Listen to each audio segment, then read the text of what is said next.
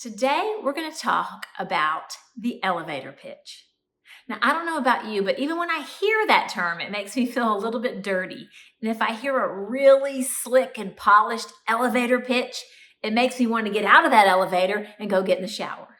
So we're going to talk about how to deliver an elevator pitch or an introduction that makes our clients lean in, that makes people want to learn more about what we do and why we do it. So I'm going to offer a simple 3-part process that we can put what we do and why we do into it to help make sure that our message is clear, that it's unique, and that it's genuine. Those are the 3 things that we want to check for when we are introducing ourselves. Now, we're going to apply this today to mostly in a networking or a conversational setting. We want to be, remember, clear, unique, so unpredictable and unusual, and we want to be genuine. What typically happens is when someone introduces themselves, they will nail one of those. It'll be super clear what they do, but they're not unique. We don't know what makes them stand out in their field. Or they might be very passionate and very unique explaining what they do, but it's rather confusing, which overloads the brain and causes people to shut down. But when we can do both of those things, clear and unique, and then make sure it's genuine, we have got a winning elevator pitch. Let's start with being clear. It's easy to be clear when our job title is self-explanatory. I'm a financial planner. I'm a painter.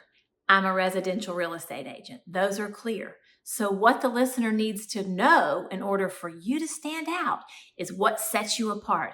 How do you stand out in a very crowded field of competition? On the flip side of the coin, we could do something that is either highly technical or the success of it is very hard to measure. And in those 2 categories, that makes what we do kind of confusing. So we need a formula, a simple formula that we can plug in to help make sure that we succinctly share what we do and why we do it. And as a matter of fact, that is the name of my formula. It's the what, why, and how formula. That is all we need to deliver a compelling elevator pitch. What do we do? Why do we do it? And how do we do it? Now, when we get into the how, that's where oftentimes things go awry.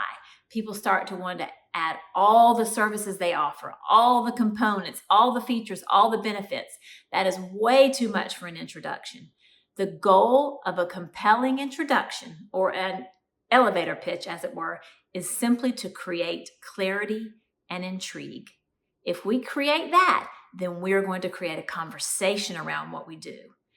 So let's start by taking this formula and let's do a couple of examples. Let's start with a residential real estate agent. That is very clear. If I say to you, I'm a residential real estate agent, it is very clear what I do. So how do we communicate that in such a way that helps us to stand out, helps us to be unique? Let's take that what, why, how formula. I'm a residential real estate agent.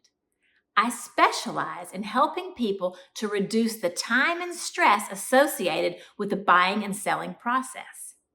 I do this by customizing my process to the unique needs of each and every one of my clients.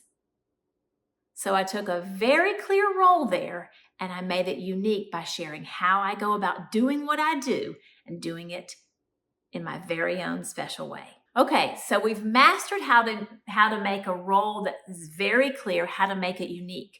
Now, how do we take a role that's not very clear and make it clear and still keep it interesting and unique? Let's take my role, communications consultant. If I were to say to you, I'm a communications consultant, the brain could go anywhere. What exactly is it that she does? As a matter of fact, when I'm not on point, people have asked me, what is it again that you do?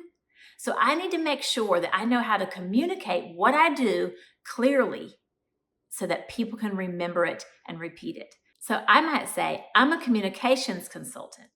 I help people to communicate all of their knowledge and passion in such a way that it grows brand loyalty and sales. I do this by coaching individual clients. I offer writing services and I offer workshops and keynotes. Very simple. What do I do? I'm a communications consultant. Why do I do it? I help people communicate knowledge and passion to grow sales How do I do it? 4 processes: individual clients, writing, workshops, keynotes. Super simple. It really clarifies what I might mean when I just say I'm a communications consultant. Okay, so we've got the formula for how to deliver an elevator pitch and make sure that it's got clarity and make sure that it's unique. We're going to tell what we do, why we do it, and how we do it. Not in great detail, but just what, why, and how. So how can we make that elevator pitch make sure that people don't feel like it's a slick line and they need to get out of the elevator and into the shower? We want it to be genuine. A great way to make sure that what we're delivering is genuine is, rather than trying to memorize a script, which I don't recommend, is memorize key phrases. Those key phrases will come out so much more naturally if you don't try to memorize each and every word of how you want to introduce yourself. So in the real estate example, I said that I help to reduce time and stress. The rest of it, I probably could not repeat to you exactly as I said it, but I know that I help people reduce time and stress. The other key phrase, besides helping people reduce time and stress, is that I customize my process to individual clients' needs. Customize my process to individual clients' needs. The rest of what I said about being a residential real estate agent, I could not repeat to you. But those 2 key phrases are key, and those are the parts that we should memorize so it keeps our communication natural and genuine. If you stammer, if you stutter, it's okay. That just makes people feel that you're real and you're genuine and that you're in the moment and that you're not just giving them a memorized script. How about the communications consultant? I'm not sure exactly what I said, and that is my world, but I know how I deliver what I do 4 ways, right?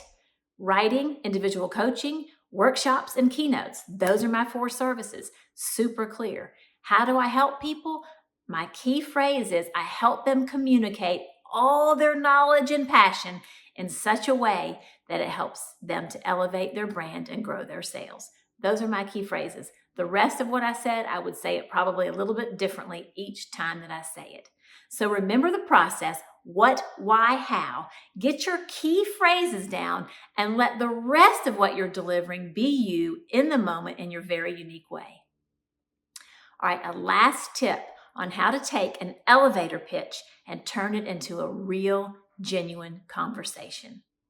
After you share what you do, remember the ultimate goal in an elevator pitch is simply to create intrigue, because when we create intrigue, it invites conversation. So if I'm a residential real estate agent and I've just shared what I do, why I do it, and how I do it, I may follow it up with a comment like, I created this process based on an experience that I had that I will never, ever forget. After that statement, I can guarantee you the person listening will ask for you to share that experience. So at the end of your elevator pitch, if you share a little bit about yourself and how you created what you do and why you do it, it's going to invite conversation. And that's when you'll have the opportunity to share stories, to ask more questions, and to really make a deep connection with somebody. Each time you do that, you're making yourselves memorable.